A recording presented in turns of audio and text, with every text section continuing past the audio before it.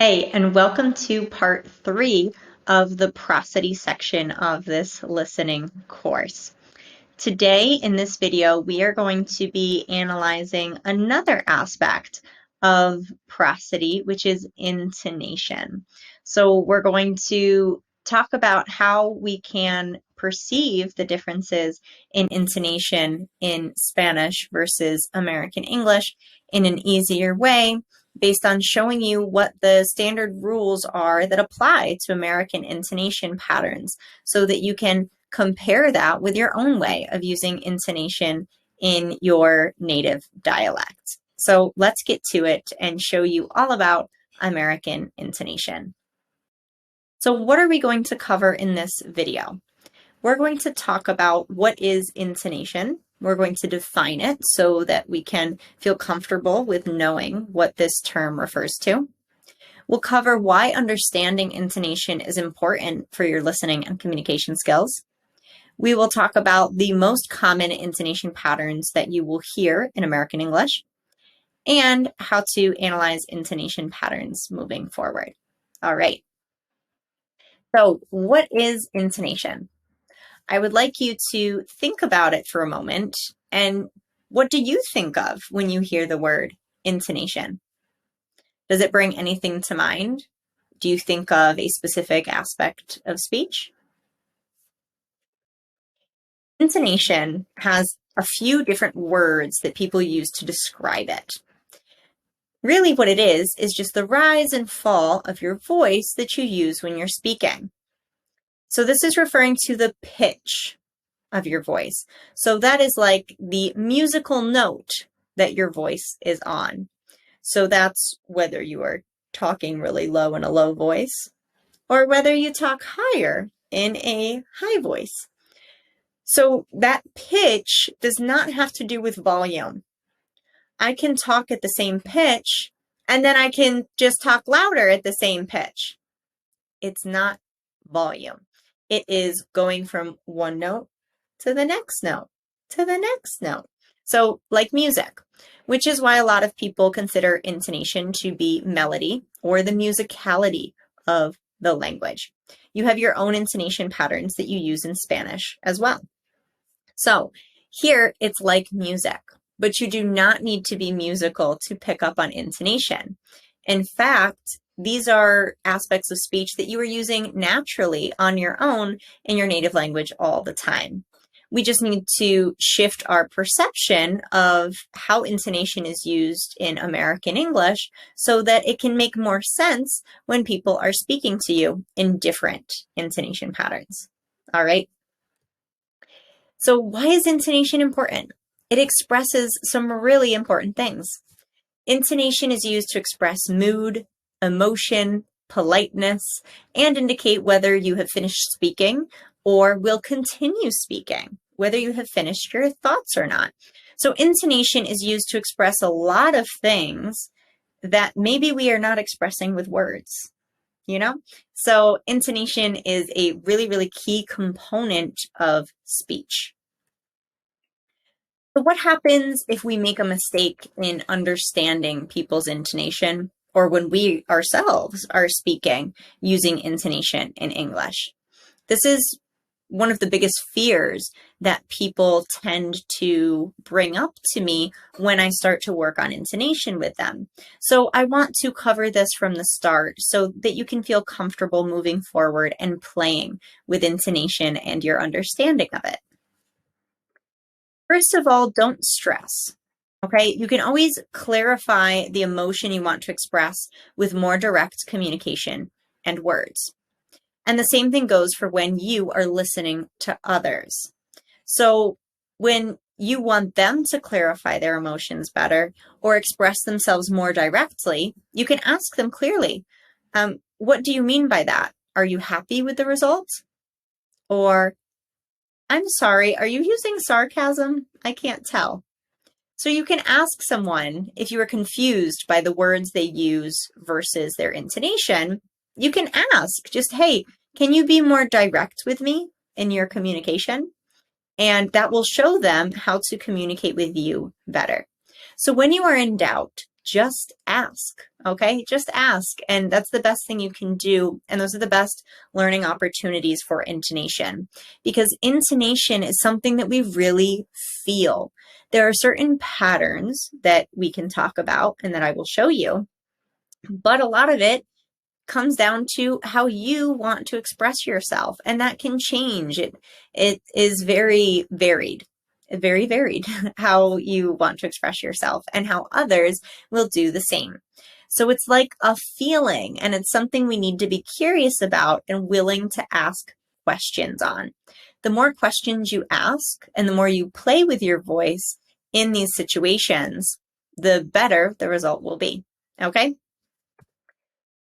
So let's talk about some common American intonation patterns. First of all, I want to talk about when people speak in a higher pitch. So higher pitch, or like a higher musical note, if you want to think of it like that, is when we are expressing excitement, like, oh my God, I can't believe you're coming. Oh my God. Surprise, like, are you serious? Are you serious? You can hear my voice is higher. Politeness, like, hi, sir, how may I help you? Or interest. Wow, that's really interesting. I'm curious to hear more. Okay, so for all of these emotions, which are also pretty positive emotions, we correlate or relate positive emotions to higher frequencies of voice, okay? A higher pitch. So what happens then when we lower our voice a little bit and we go to a more neutral pitch? So this, when we just sound neutral and we're not going higher nor lower with our voice, is when we sound bored or uninterested. So you can think of this as being monotone or flat with your voice. So if I sound bored, I don't think this is very interesting. I don't think this is very interesting. Everything flat, okay? Or if I'm saying something else, but I'm not actually interested, wow, that's really cool. So maybe I'm trying to tell someone, hey, that's cool, but I actually don't feel that it's cool. I'm actually uninterested. So with my pitch, with my tone of voice, I'll change the way that I'm expressing the meaning. Yeah, that sounds cool. Instead of, yeah, that sounds cool. So you can feel and hear the difference as I change pitch, what my meaning would be. Okay. So neutral, if you tend to feel neutral with your pitch, with your tone of voice, then you will probably sound bored, uninterested, or monotone. So I would encourage you to try and reach those higher pitches and start to feel comfortable exaggerating things a little bit more in English so that you can sound more interesting and happy when someone is talking to you. Next, low pitch. So when we use low pitch voice, this pitch is normally associated with negative emotions, such as anger or sadness. So if I'm really sad, I always think of, if you know Eeyore from Winnie the Pooh, from the children's cartoon, Eeyore the donkey always sounds really depressed. So if it's hard for you to think of what a sad voice sounds like, I always think of Eeyore. Hi, I'm not having a very good day. He's always got that low pitch, falling intonation. So that is something that is sad, right? Anger is the same way. Like, oh, I can't believe he did that to me. I can't believe he did that to me. Versus, I can't believe he did that to me. It would sound very strange to say something that you are angry about in a high pitch, because high pitch is associated with positive emotions. So as you listen to other people speak and you hear them using higher or lower pitch, then you can determine what you think about them, right? Like, okay, are they happy? Are they excited? Or are they sad? What's going on? And in this, I would really encourage you to be considering how pitch sounds when people express certain emotions or ask certain questions in English versus how you would use pitch and intonation in your native language of Spanish. And in reality, something that I would like you to consider as well is how different the different dialects in Spanish are.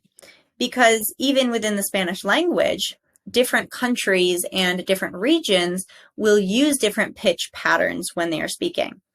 For example, the Spanish spoken in Spain is typically a lower pitch than the Spanish spoken in Latin America. All right. And I remember when I was learning Spanish and I learned Latin American Spanish and I first came to Spain, I thought everyone was angry all the time because I was associating low pitch with negative emotions. But lower pitch is much more common in Spain Spanish. It's just a more common thing in their dialect. And I now, when I speak Spanish, I have a Spain Spanish accent and I speak in a lower tone of voice than my American accent in English.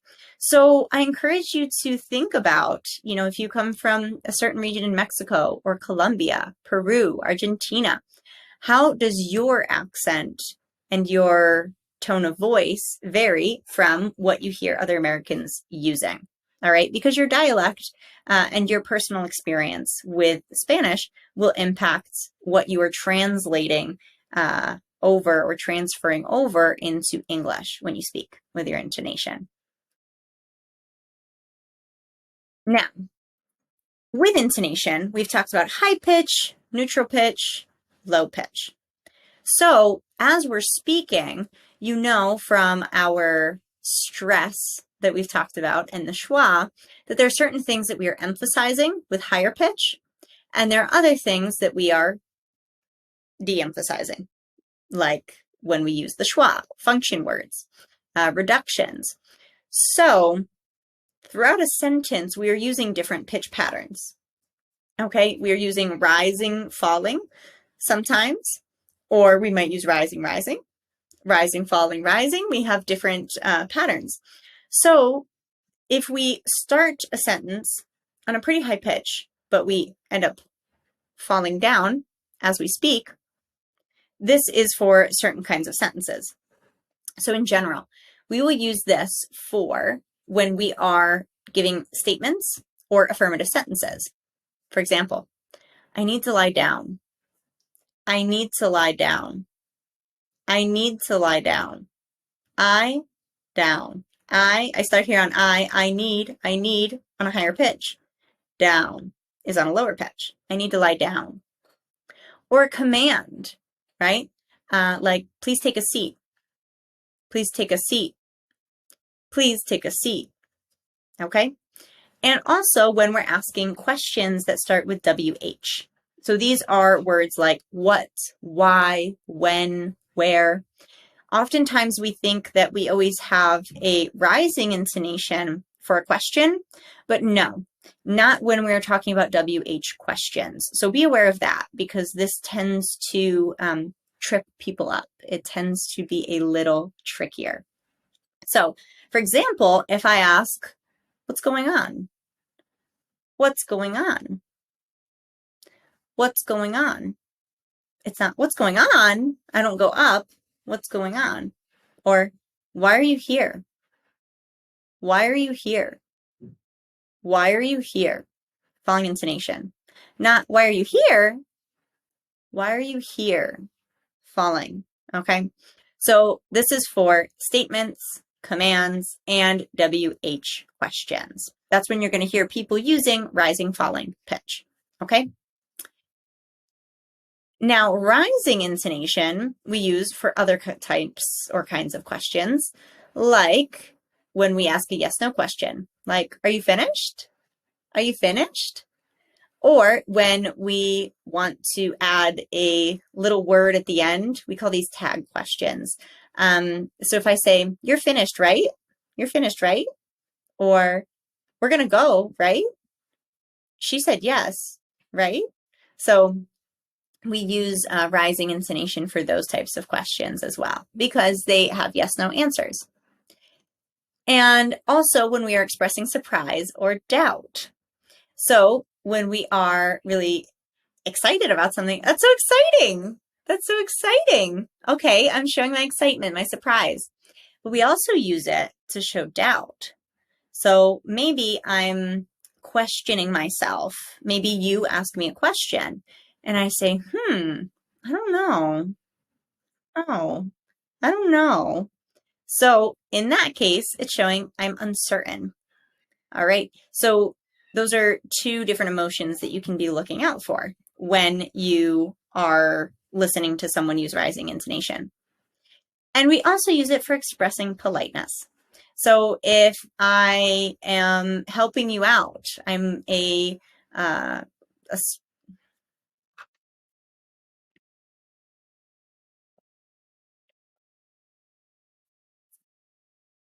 so if you are a customer and I'm serving you, it's no problem at all. I'm happy to help. I'm happy to help. What do you need? So using polite tone of voice is using a rising intonation as well. All right. And compare this to how you would use rising intonation or falling intonation for politeness in your native dialect of Spanish. I find that specifically a place where it was difficult for me to find the differences in intonation patterns was when I would call people on the phone in Spanish and have to ask for different services. And I realized that I was using my American rising intonation pattern to sound polite all of the time. And it sounded really strange to other people when I called to book an appointment or go to the doctor, and they would sound a little bit confused or ask me twice about information because of my intonation patterns. So that's something that if you are having to make those sorts of calls or have those types of conversations with people in English, take that into consideration as well. How do you express politeness in American English versus your native language or your native dialect of Spanish? All right, so now I'm going to give you guys some tips for analyzing and imitating intonation patterns that you hear on television, in a video, conversations, etc. So for analyzing intonation, here are some steps that I recommend you follow. First of all, when you find something that sounds a little bit different or that you're not sure of, first identify which pattern is being used. Are they using rising falling? Are they using rising rising? Do they sound just flat? Do they not use any intonation? Are they monotone? Okay, so identify what's going on. What are they doing? Then I'd like you to ask yourself why they're using that intonation pattern. Is it because they're not interested? Is it because they feel uncomfortable? Because they feel uncertain? What is the attitude or the emotion that they're trying to express? Okay.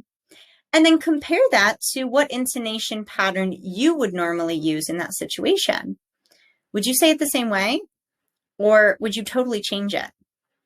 For example, when I found that I was using the wrong intonation pattern in Spanish to make calls, to book appointments, I realized that and I started to practice and implement. I asked other people, okay, how would you say the sentence? And I would practice and I would repeat after them. And I would practice before I got on a call to start to implement those new habits that I was trying to develop. Okay. So these are 4 easy steps that you can follow on your own when you're practicing. And you can just do this out loud, right? You don't need pen and paper. This is just for when you're listening to take note and see if you're understanding well and if you can imitate the intonation patterns that you come across, okay? So now the next thing, let's practice, okay? Remember that there is a lot of variety in intonation patterns that you will find across different Spanish dialects. And it's really important to compare how you would naturally say something to the intonation you hear someone using in American English. All right. The more comfortable you get with asking questions and genuinely like bringing up when something happens and say, would you use that intonation? Would you say it another way? Or ask someone, hey, what sounds more natural? If I say it like this, or if I say it like this? So That will help. Being curious is the biggest key to moving forward when you are trying to take your communication and your listening to the next level. So ask questions with no fear, and you'll get so much farther, so much faster with your intonation. All right, good luck, and I will see you in the next video.